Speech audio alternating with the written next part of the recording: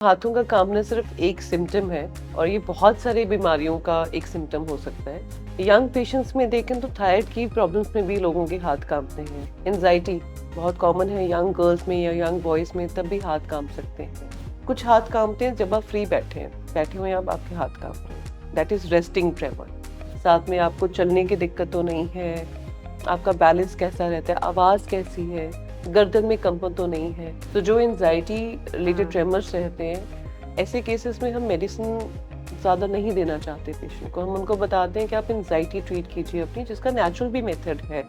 सबसे पहले anxiety treat करने के लिए हम सबसे ज़्यादा कहते हैं कि एक्सरसाइज कीजिए। उसमें आप योगा कर सकते हैं, वॉकिंग कर सकते हैं, एनी काइंड ऑफ एक्टिविटी जिसमें ब्रेन में केमिकल्स जो है बैलेंस हो जाए।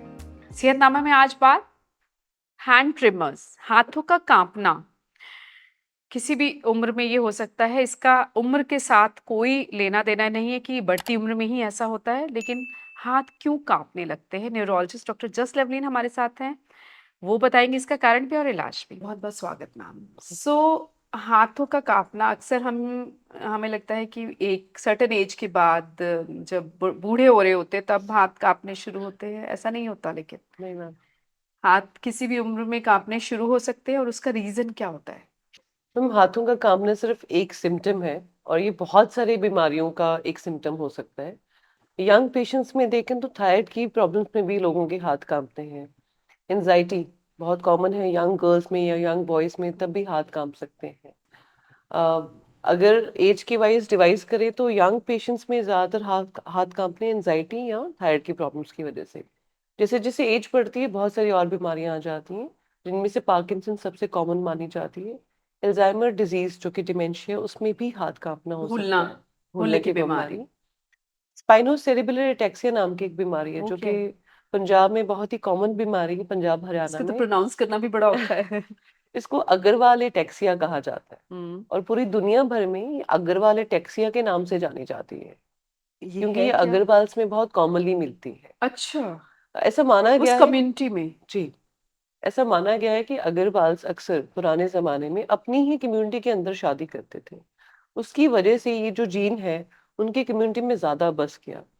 इस बीमारी को, इसका जो मेडिकल टर्म है, इसको हम स्पाइनोसेरिबेलर एटेक्सिया टाइप 12 कहते हैं, बट ऑल ओवर वर्ल्ड इसको अग्रवाल एटेक्सिया के नाम से जाना जाता है।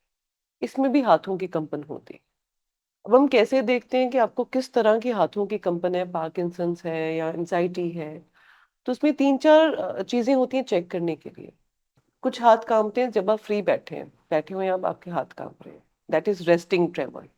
कुछ हाथ काँपते हैं जब आपने ग्लास उठाया है। हाँ, जब ग्लास उठाया तब हाथ काँपना। हाँ। That is spinocerebellar ataxia. कुछ हाथ काँपते हैं जब आप कोई चीज़ उठा के अपनी तरफ लेके जा रहे हैं। सो जिस तरह से आपके हाथ काँपते हैं, उस तरह से वो बीमारी हम उसको डायग्नोज़ कर सकते हैं। बट हाथों की कंपन हर तरह की बीमारी में देखी जा सकती है, ऐसी बहुत सारी चीज़ें। तो फिर इसको डायग्नोस करने का बस यही तरीका है? नहीं मैम। दे अ, मतलब सिर्फ आप कैसे चेक करते हैं? सो अगर हमारे मतलब पास किसी के भी कोई भी ये वीडियो देख रहा है, जी, उसके भी हाथ अगर काँपते हो तो उसे क्या करना चाहिए? हमें मिलना चाहिए न्यूरोलॉजिस्ट को, क्योंकि न्यूरोलॉजिस्ट को। हम जब आपके हाथों की कंपन देखते हैं, उसके साथ और भी सिम्पटम्स को चेक करते हैं। आपका बैलेंस कैसा बनता है, आपका चलना कैसा है, कि आपके हाथ तब ज़्यादा काँपते हैं जब आप थोड़े स्ट्रेस्ड होते हैं। जैसे एक एसेंशियल ट्रेमर्स नाम की डिज़ीज़ है, जो कि फैमिलीज़ में होती है, जिसमें पेशेंट अक्सर कहते हैं कि जब मैं बहुत स्ट्रेस्ड होता हूँ, किसी के सामने बैठा हूँ, मैं बहुत खुश हूँ, एक्साइटेड हूँ, तब मेरे हाथ ज़्यादा काँपते हैं, अदरवाइज़ ठीक रहते हैं।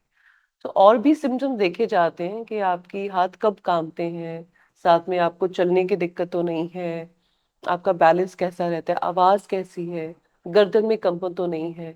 इन सब सिम्पटम्स के साथ हम एक डायग्नोस बनाते हैं कि आपको एंजाइटी है, थायराइड है, एसेंशियल ट्रेमर्स है, पार्किंसंस है, अल्जाइमर्स डिमेंशिया है या स्पाइनोसेरेब्रल अग्रवाल एटेक्सिया मतलब है। हाथों के कंपन के पीछे ये बहुत सारे कारण हो सकते हैं। जी। फिर इसका इलाज कैसे करते हैं? सो कुछ केसेस में इसका इलाज बहुत ईज़ी होता है। जैसे एक तरह के हाथ काँपने के बारे में हम बात करना भूल गए, कि कुछ लोगों को लिखते हुए हाथ काँपता है, सिर्फ़ लिखते हुए। अदरवाइज़ वो सारे काम कर पाते हैं, जिसको हम राइटर्स क्रैम्प या फोकल डिस्टोनिया कहते हैं। जब वो लिखते हैं तो कुछ मांसपेशियाँ जो लिखने में मदद करती हैं, वो ओवर एक्टिव हो जाती हैं और हाथ काँपना शुरू हो जाता है। अब ऐसे केसेस में जिसमें सिर्फ लिखते हुए हाथ कांपता है या पानी पीते हुए हाथ कांपता है, इन केसेस में कुछ मेडिकेशंस रहती हैं जो हम इनको दे सकते हैं, या फिर इंजेक्शन रहता है जैसे कि बोटॉक्स इंजेक्शन।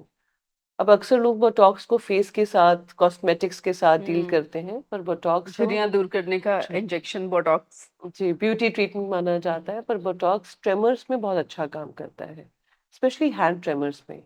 तो अगर आपको लिखते हुए हैंड ट्रेमर है, तो हम उन मसल्स को जो ओवर एक्टिव है उसमें बोटॉक्स लगा के उसको वीक कर देते हैं और फिर रिलैक्स हो जाता है, एंड आप अच्छे से लिख पाते हैं।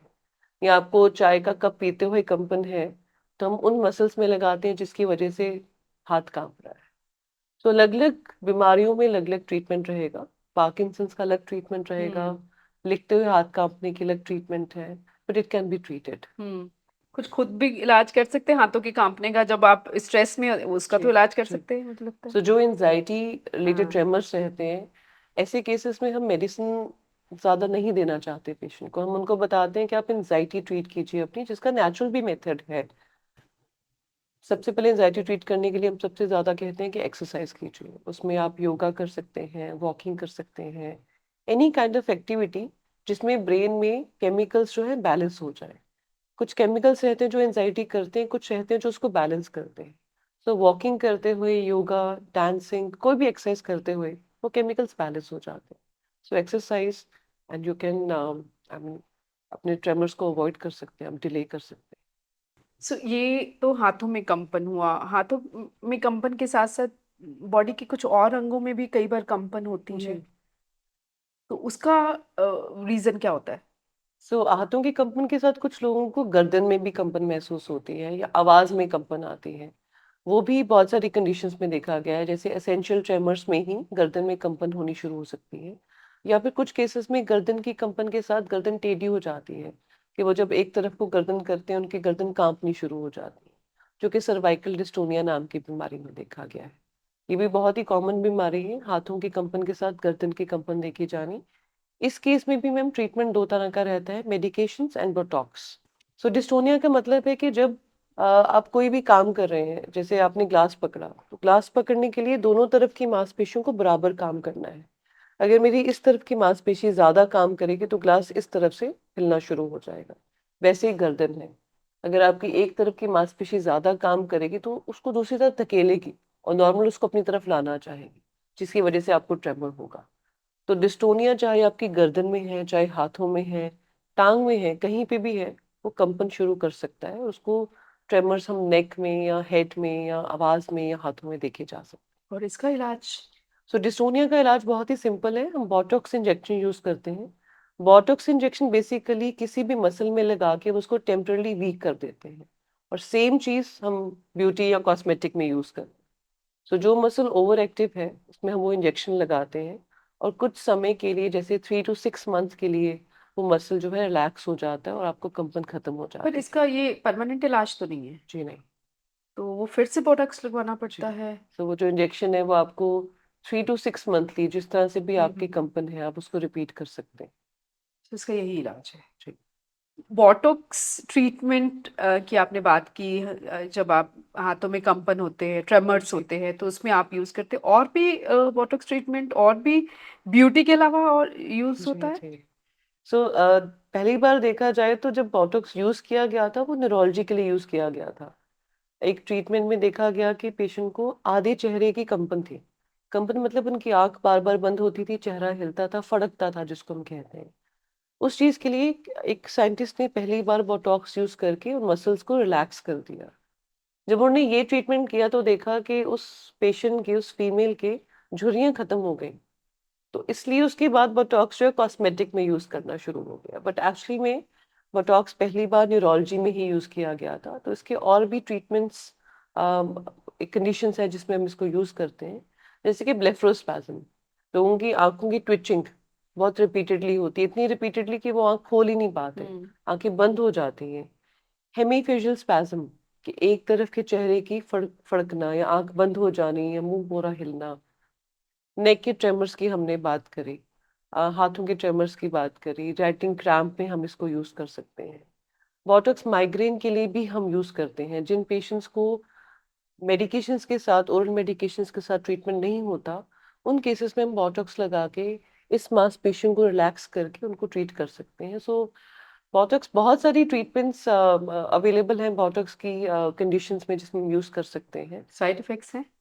अगर हम गलत जगह पे लगा दें, अगर हमने चेहरे पे लगाया है या गर्दन में लगाया और ज्यादा डोज लगा दें या गलत मांसपेशी में लगा दें, तो वो मांसपेशी टेम्परली वीक हो सकती है, उसमें साइड इफेक्ट देखा जाता है। या आपने हाथ की कंबन के लिए लगाया, ज्यादा लगा दिया, तो हाथ में टेम्परली वीकनेस आ जाएगी।